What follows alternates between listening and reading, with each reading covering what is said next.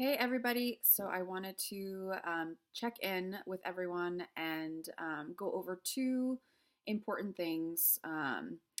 One of them is some feedback on your discussion forum posts thus far.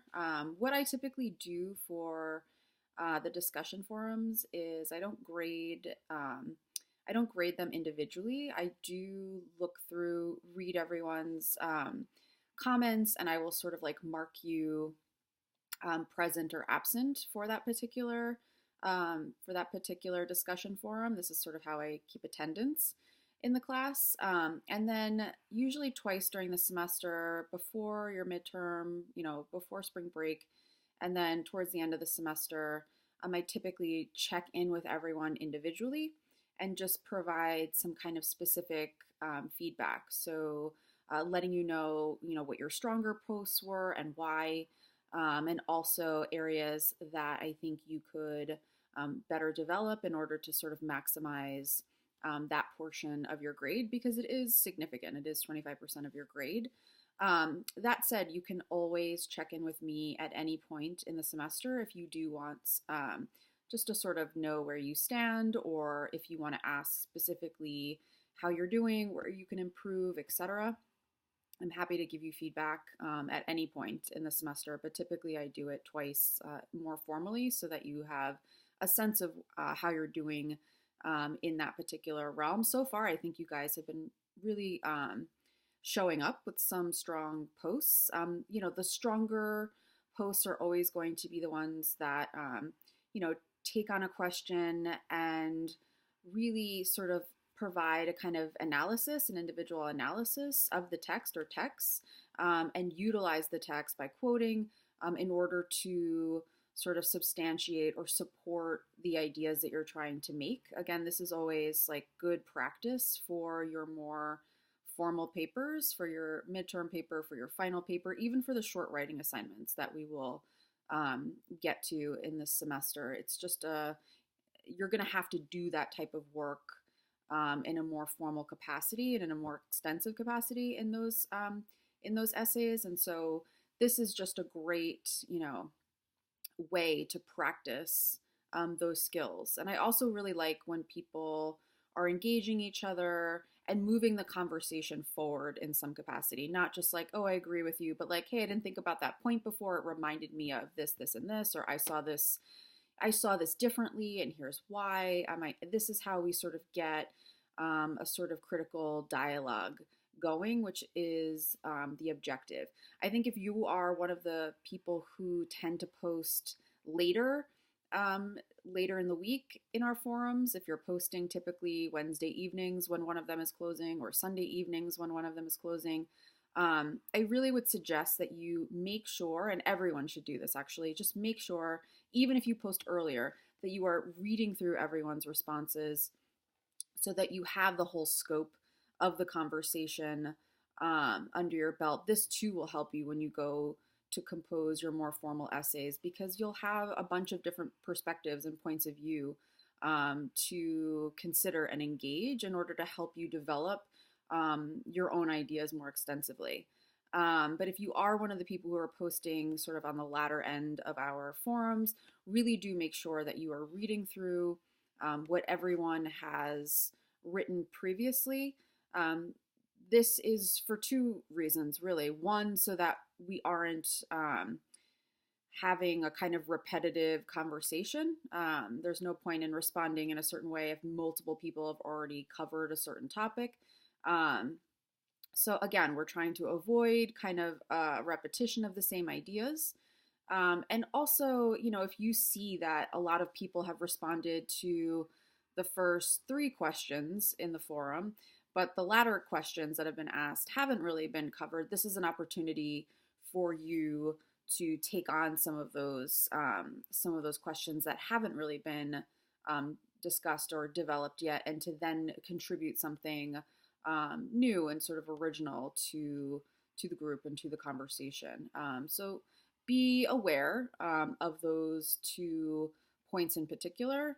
Again, if you're on the earlier end of submitting, make sure you are checking back in.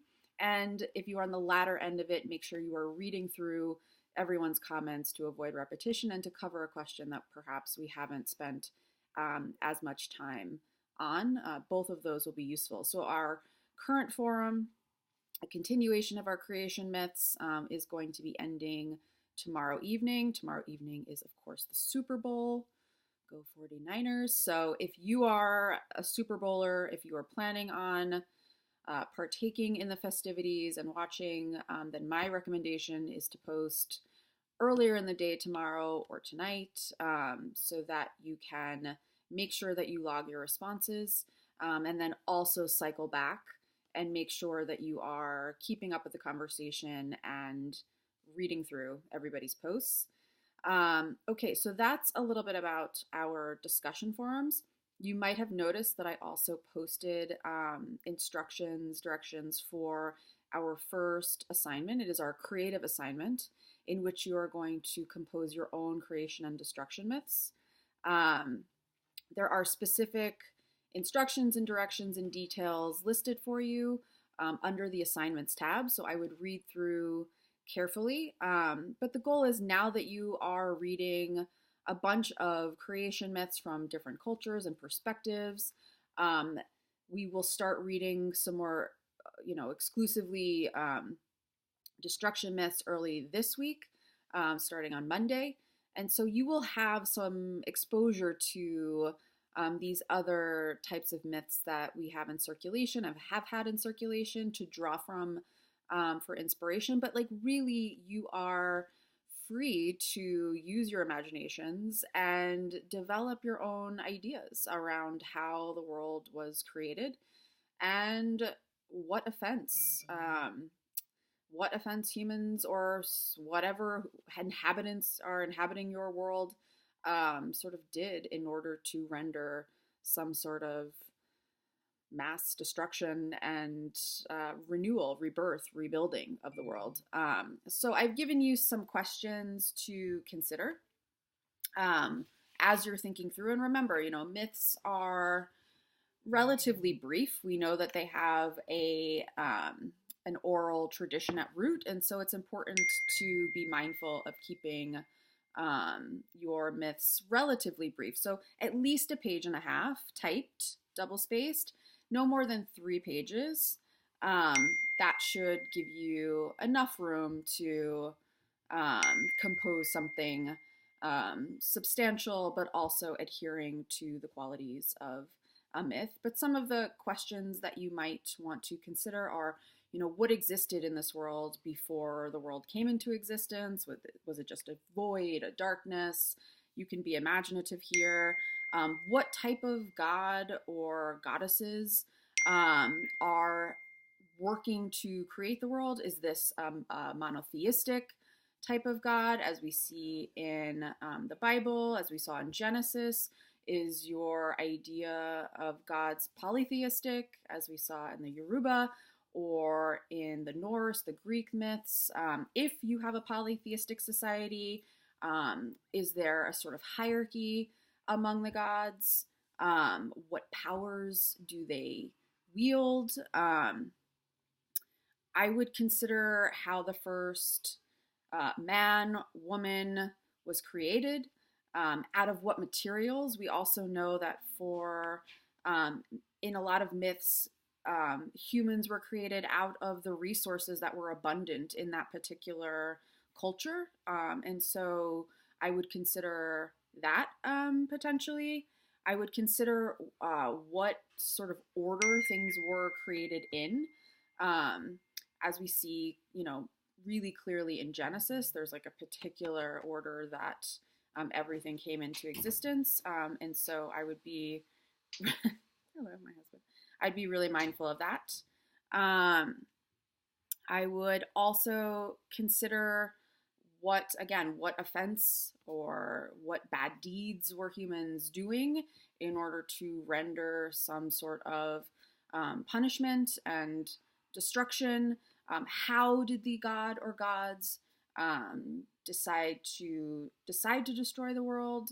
Again, you can be really imaginative here, and then think about the sort of rebirth, renewal, rebuilding of the world, of the human species and animal species, think about how that also, how that element of the story also sort of played out. And you can think about how you want to compose your myth sort of stylistically as well. We know one of the sort of stylistic characteristics of myth has to do with repetition, so you might want to employ that. Poetic language, you might want to just be more chronological and take a more historical route in your writing style. Again, you have a lot of flexibility here, and so I would encourage you to take advantage of an assignment that where there's no right or wrong answer, and where you can really kind of take what you've read, draw some inspiration, comment even on contemporary society today, in order to give your creation destruction myth its own personal, unique flair. So creation and destruction myths are going to be due on Saturday of next week. So that's February 8th. That's exactly 1 week from today. By 5 p.m., you're going to upload your creation destruction myth to the assignments tab, okay, preferably as a Word document. And then on Sunday, which is the 9th, you will be posting a sort of synopsis about your creation destruction myth on our under discussions, as we would a sort of normal forum. I will open up a forum for creation destruction myths, and you will upload, you know, a brief synopsis, a paragraph or two about, you know, sort of what your myth was about and sort of what inspired you to go in the direction that you decided to go in. You can be creative with this too. I mean, if you don't want to write about it and you want to sort of create a little video and upload it, you can do that. If you want to, like, you know, get your roommates involved and act it out, I'm into that. You know, you can really kind of put your imagination to work here. You have a little bit of freedom, so I would enjoy it and utilize it to the best of your advantages. If you have any questions about the creation destruction myth or about our discussion forums, you can be in touch with me at any time. If I get a question that I think is would be useful to kind of present to the whole group and answer it so that I can clarify anything, I will do that. But you can always reach out to me via Canvas or via email for any type of guidance or clarification. Okay, onward we go. Bye.